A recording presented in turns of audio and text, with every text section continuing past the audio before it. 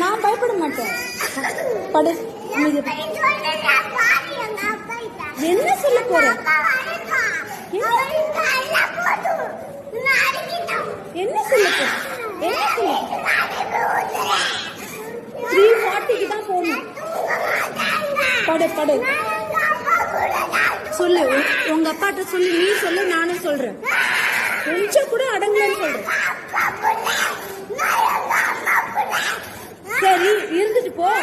இப்ப நான் யாரு? நான் கூட தான் எங்க அப்பா பிள்ளை, எங்க அம்மா பிள்ளை. படு.